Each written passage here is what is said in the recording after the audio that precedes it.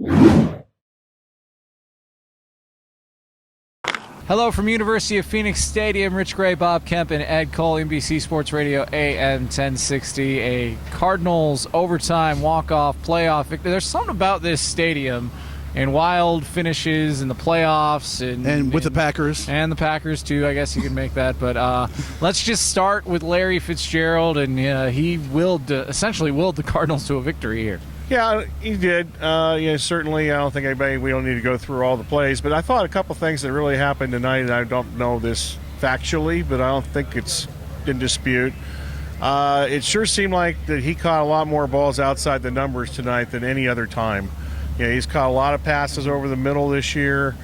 It used to be the hashes until they moved the hashes in, but they're certainly outside the numbers, and that was by design. So that's had to be something that they thought they could do before the game and going in. So that was different and obviously very successful. And Palmer on the third to last play, very smart because he talked about evading the blitz. Well, that's where the blitz came from. So chances are pretty good that's where there's going to be some open space. And Fitz talked on during the post game that he didn't use these terms, but I'll use them. Basically some of the Packers players quit on that play because they thought Palmer was going to be sacked.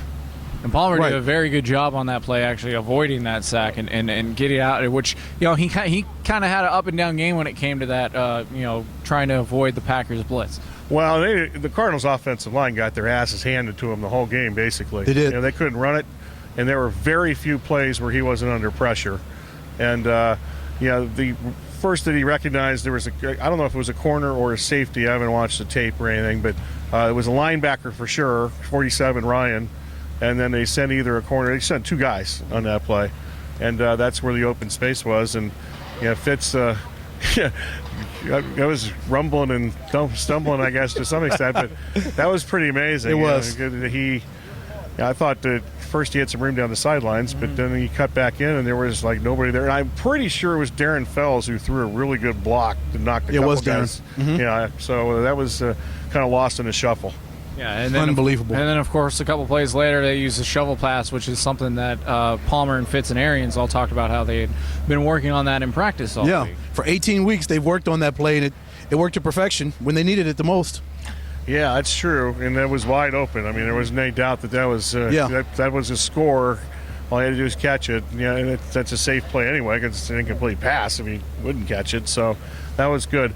I also think there's one play. We'll get to some of the not so good here in a minute, but one play that kind of got lost in the shuffle here is a third down play on the touchdown drive that resulted in a deflection to Floyd when Johnson made an incredible catch, and then I thought they got a pretty good spot. Yeah. And they got a first down out of that. But, without that, they're kicking a field goal at that point, and that changes the entire, basic flow of the game, play calling-wise on both sides. And well, kind of going along that line and going into, the good and the bad of this game, there was so many ups and downs for this Cardinals team and for the Packers. But really, I mean, you go back to Bruce Arians' his no risk it, no biscuit, throwing it on second down, really gave the Packers some opportunities. And, of course, they had to convert a 4th and 20, which they did. And, of course, they had to complete the Hail Mary. But if you don't go for it on second down, the game's essentially over. Well, they weren't going to run the clock out, but it's at least 25 seconds less. Mm-hmm. But even, that was not it turned out the wisest move, I think, strategically, obviously. But he got 4th and 20. And Justin Bethel, I wonder, there were a couple plays that he just didn't. He was actually in position, and it was Rodgers throws the ball higher than as far as just in the air. Yeah. Higher than any quarterback I think I've ever seen. Yes. I swear Bethel lost the ball at least once or twice. Once on down there, it should have been a touchdown. Right. And the receiver didn't catch it, but then the 61-yarder. Obviously, I've been talking about it for 3 weeks. I'm sure I'm not the only person. They got to figure out what to do because he can't play. I mean, he's a tremendous special teams player, but they got to get him. He can't play on the outside. Yeah, and you saw they had Gerard Powers in there for a good majority of the second half. Some, yeah. Bethel got in sometimes, but it was mainly Gerard on the opposite Patrick Peterson. He's got to be on the outside. Powers does. And if they want to try to hide Bethel, it's easier to hide somebody in the middle of the field put him in the slot on the outside. Right. So they've got to do that. I thought they were going to do it this game from the start, but that's killing them. Palmer also had a few bad interceptions in this game as well. Yeah, the first down play. I didn't think that he played. I thought it was one of his worst games. They had the touchdown that got deflected. That's lucky that wasn't a second straight red zone possession with a pick. They had Shields drops the ball before that. Yeah, that would have been a pick inside the 20. So he didn't have a particularly good game, I thought, but. In those two plays, it had nothing to do with the pass rush. I mean, those were just bad plays by the quarterback. And he had one of those interceptions he threw off his back foot as well. What other notes do you have there, Bob? Oh, we've got all kinds of notes here. Though I heard Dwight Freeney proclaim it was hats off to the old guys. So I thought that was pretty good. I'm going to use that as a headline at some place during the script on Monday. But so I thought that was good. And, just the fact that I think it's a good thing that they didn't play particularly well and they won the game. Yes. And they really won the game twice because of the, Hail Mary thing. So, right, yeah. And Patrick Peterson's the happiest guy in America at this point. Yeah. So they actually, for the people that Hail Mary, they actually they changed him on that play to get him on Janice. And they took Bethel off of him on that play, and they still gave up the touchdown. So it was crazy, but obviously wild ending. And then the Packers side of things. That's 2 straight years they've lost and been eliminated in overtime and not gotten the ball either time. That's also their 7th playoff loss under Mike McCarthy, and it's the 5th one that they've lost on the final play. So that's some bad luck here the last few years for Green Bay. Yeah, it is, no doubt.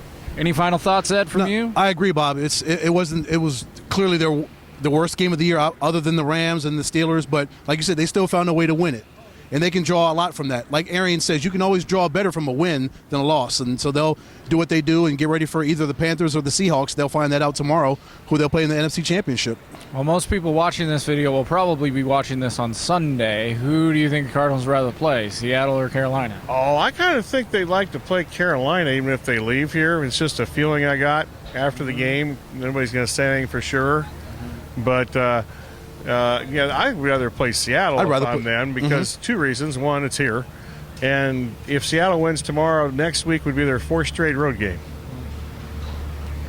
Pretty important. That's right. So, and plus you can stick it to them. Yeah, it's true. If they win, you can say, we're NFC champions, we won the division, and we can stick it to you for a year.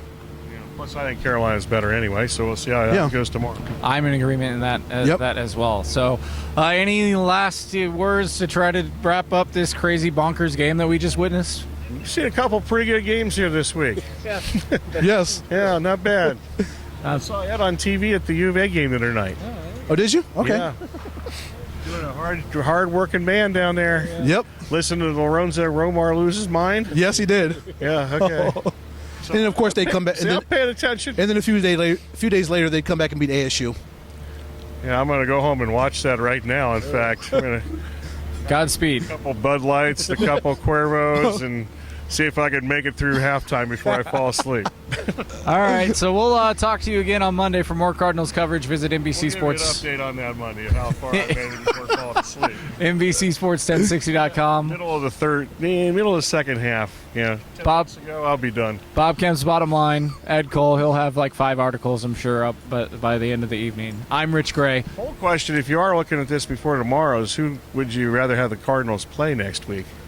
Seems like a pretty good poll question, if you ask me. And it's a really good one if you just kind of kill something for like 16 hours before you find out who they play. Yeah. Yes.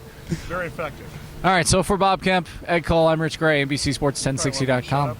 Yeah, we're done. Bye. Let me see. Bye.